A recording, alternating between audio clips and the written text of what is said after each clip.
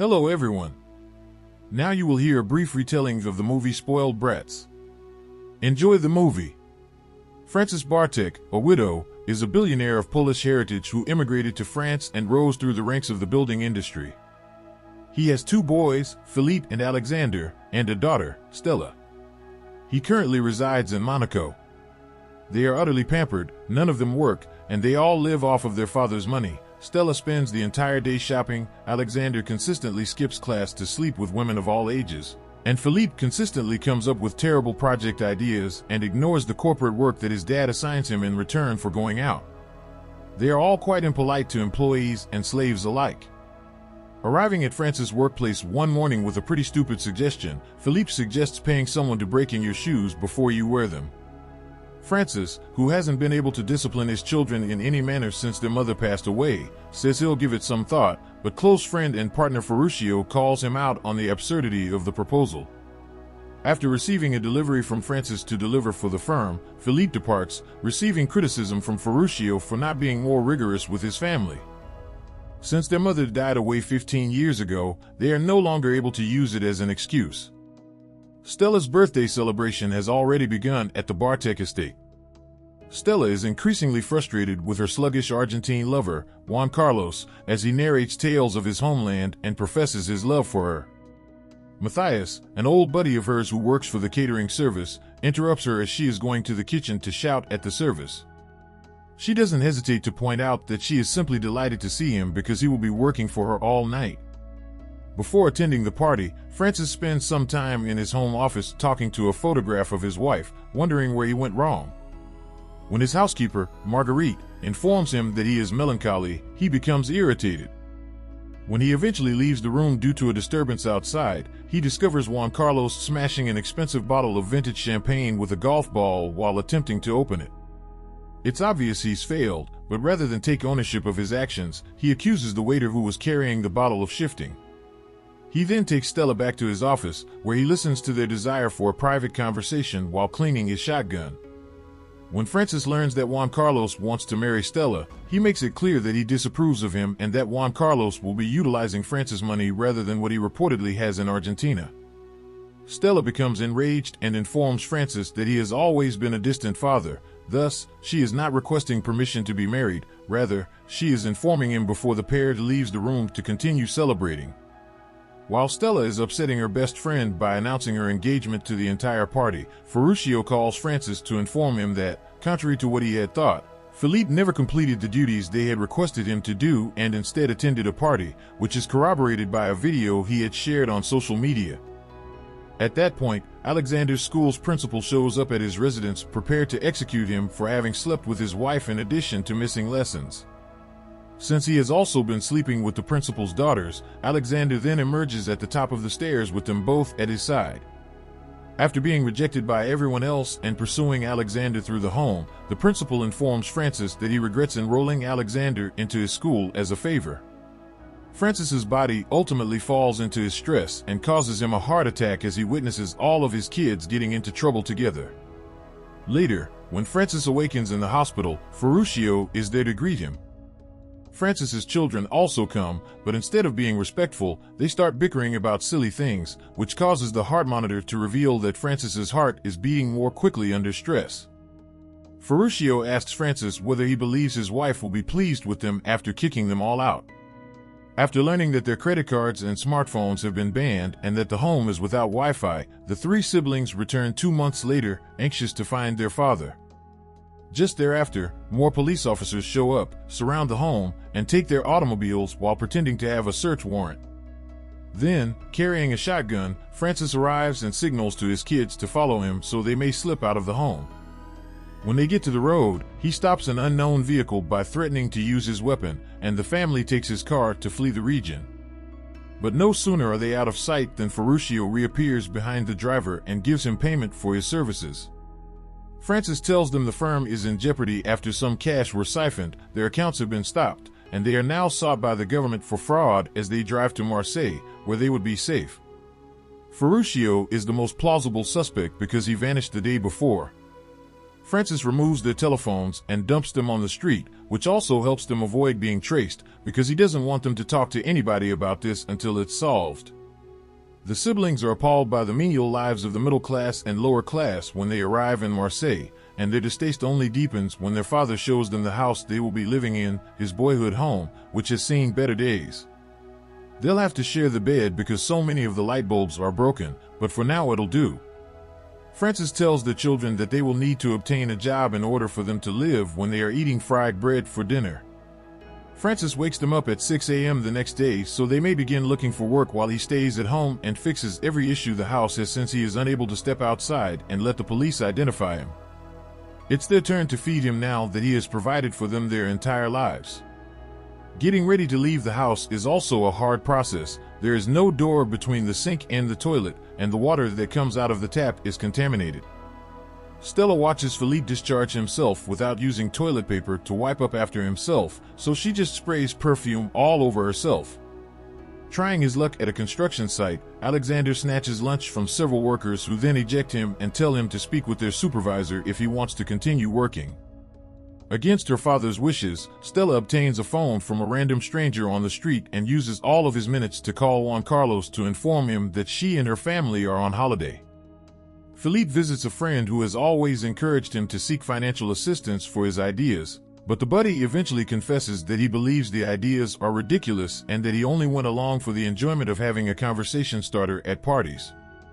A few hours later, Stella returns home unemployed, as do Alexander and Philippe, despite the fact that Stella is carrying some pricey clothing bags. It turns out that she sold Philippe's watch for some cash, but she went shopping instead of purchasing food. After the siblings quarrel, Philippe splatters soap all over her brand new outfit in retaliation.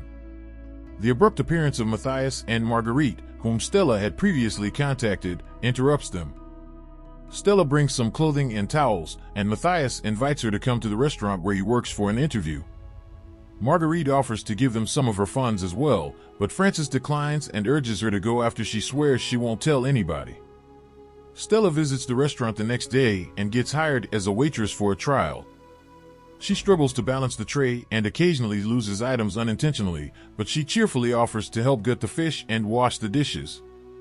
She is driven mad by the clientele, nevertheless, and finds it difficult to quickly distinguish between different tables and accept orders from several individuals. Philippe visits an employment agency in the interim. The clerk is taken aback to learn that despite his lack of experience and credentials, he has applied for and been granted a senior management job, a company vehicle, and a high salary, all paid for by the firm, because he has run afoul of the law.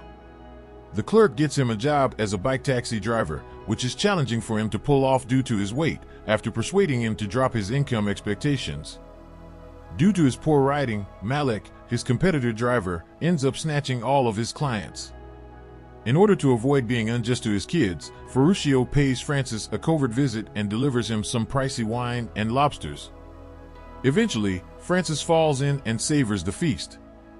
Ferruccio questions if Francis is really doing this just for the sake of his siblings when he says he'll be keeping himself busy renovating the house. They hear some noises coming from the home, so they walk inside with the shotgun to check.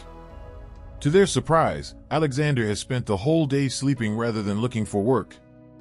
Before his kid sees the plates, Francis sends Ferruccio away right away and attempts to clean things up, but it's too late. Alexander discovers him and notices the lobster shell.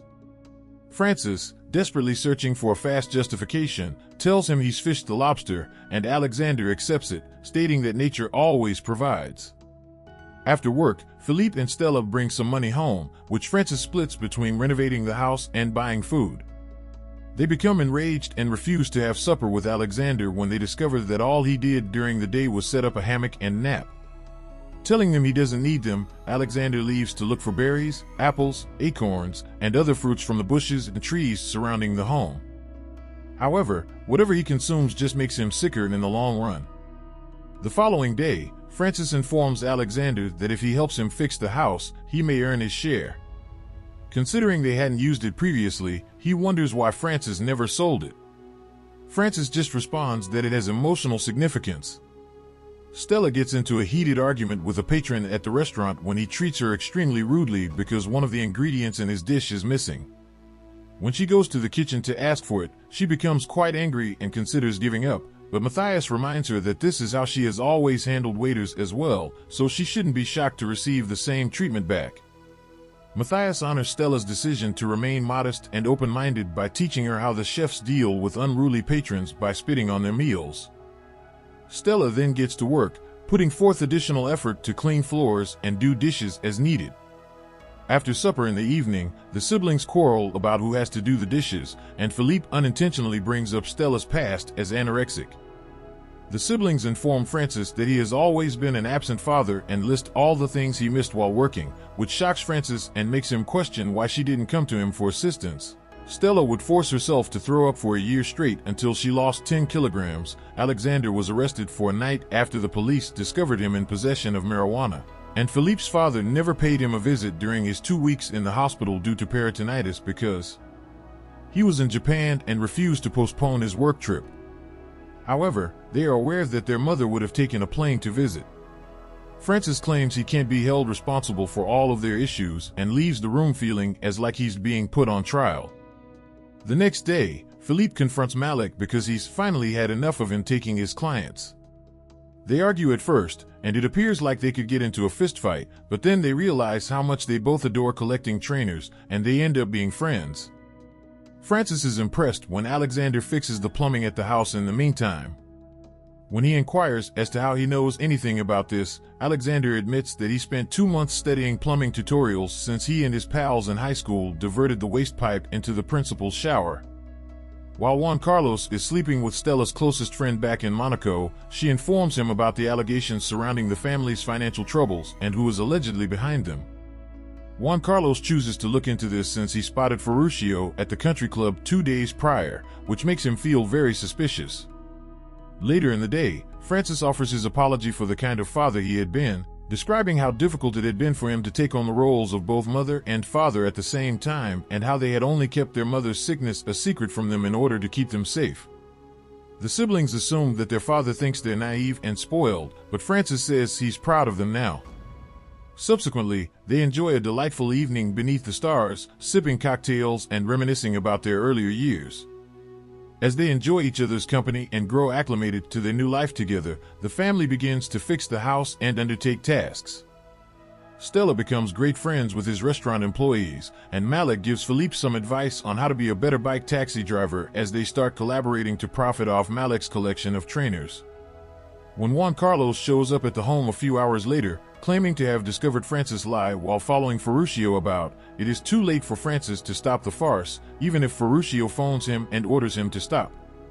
Francis offers to give him as much money as he wants in return for Juan Carlos leaving them alone, but he declines, saying he wants to assist. Upon the siblings' arrival, Juan Carlos informs them that he has liquidated his assets in Argentina to settle the family's obligations, therefore restoring their access to the home and their accounts. Francis goes along with Juan Carlos's act and agrees to return to Monaco because he doesn't want his kids to find out that he lied to them to teach them a lesson. As they get home, Juan Carlos tells Stella that they may finally be married. Stella agrees to kiss him, but she seems more hesitant than before. Francis confides in Marguerite over breakfast the next day, sharing his feelings of shame and concern that Stella might marry a villain like Juan Carlos. Marguerite then pushes Francis to come clean. His buddy feels the same way when he brings up the subject with Ferruccio later on, so Francis accepts his fate and makes the decision to speak with his kids. Juan Carlos brings Stella with him to elope since he knows Francis could open his mouth at any time. Stella isn't very thrilled about the concept, but Juan Carlos assures her that they will celebrate and have a formal party later. Francis phones Stella as they approach the municipal hall, but Juan Carlos answers the phone and pretends to be having a pleasant conversation rather than listening to Francis's irate tirade. After hanging up, he informs Stella that her father supports their marriage, but Francis seizes his boys and takes them with him to put an end to the union. Things are moving a little slowly because the deputy mayor is conducting the wedding but is silent. Finally, the ceremony begins, and Stella finds out that Juan Carlos's true name is Kevin Leputer. By the time he persuades her to continue marrying him, her family has interrupted them. He gives her some excuse about his father being a refugee and wanting to change his identity. Frances informs her that Juan Carlos only wants her money and that the story about him selling his properties to save them is untrue and that the family was never in danger. All of it was a fabrication Frances made up to make their children laugh. That day, the cops they encountered at their home were professional actors.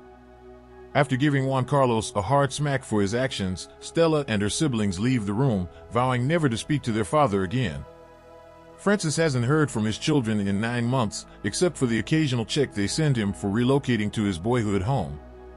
He keeps the checks in a glass bowl and has never paid any of them. Ferruccio drives to Francis' old residence after a business meeting with several clients, claiming to have made a mistake and taking another route. Since it's Stella's birthday, there are flowers in the trunk for him to give her as well. The siblings are all doing great in the house. Alexander works as a plumber, Philippe and Malik sell footwear for a living, and Stella and Matthias co-own a restaurant. When Francis arrives, they are in a bad mood. Seeing how awkward things may get soon, he gives Stella the flowers and says he regrets it one final time before heading off.